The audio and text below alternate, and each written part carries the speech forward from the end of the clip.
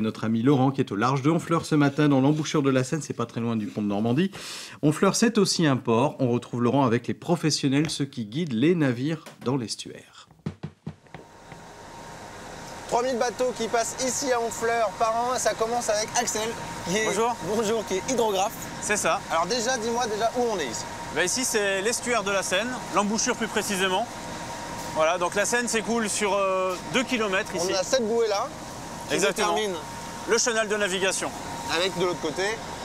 Un petit peu avant la berge, on s'imagine une bande de 200 mètres qui permettent de faire passer les bateaux. 200 mètres seulement. 200 mètres Il seulement. faut passer 3000 bateaux. 3000 par an. Et alors ces bateaux, ils ont quelle taille? Comment ça fonctionne? Alors le tirant d'eau des bateaux, on peut aller jusqu'à 11 mètres 70. Et pour les plus gros, quand ils passent, ils ont entre le fond et le bas de leur coque seulement 1 mètre. Et alors il faut 1 mètre. Et ils font quelle taille ces bateaux? Ce sont des bateaux qui peuvent aller à jusqu'à 300 mètres de long. Ah quand même, 300 mètres de long et ils ont qu'1 mètre pour passer. C'est ça. Et ça c'est ton métier. La surveillance des profondeurs C'est ton métier. pour leur permettre de passer en toute sécurité. C'est ce qu'on appelle la bathymétrie. La bathymétrie, c'est ça. Et alors comment on calcule? Comment ça se fait? Alors, on va voir à l'intérieur, c'est un sondeur. C'est un sondeur? Exactement. Alors, montre-moi.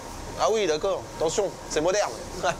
Alors voilà, Comment ça fonctionne? l'embouchure, la Seine qui s'écoule sur les 2 km avec un chenal de navigation.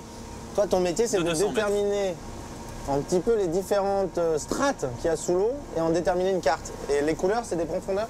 Une carte des fonds marins, exactement, avec des lignes de niveau.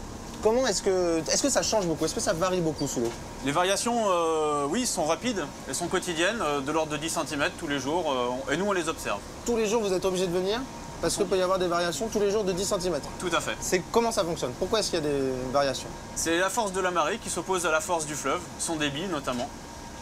Et donc ça peut créer des tas, des Voilà. changements de hauteur? C'est ça, Et- du sable, de la masse qui est en mouvement. Alors, parce que si tu mets 10 cm et ils ont qu'1 mètre, donc du coup ils ont plus que 90 cm, comment on fait? Tu les empêches de passer? Intervient le rôle du dragage. Ah oui, c'est-à-dire qu'on remet à plat le... Exactement.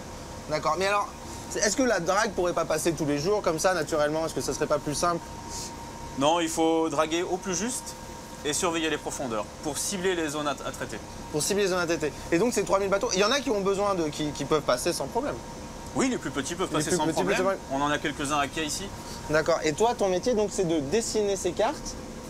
Grâce à une mesure de profondeur, on a ici en temps réel le fond qui se dessine sous le bateau en ce moment. Et là, on est sûr? C'est le fond également. C'est D'accord. la fenêtre de contrôle du sondeur. Voilà. Alors je trouve ça impressionnant, bravo.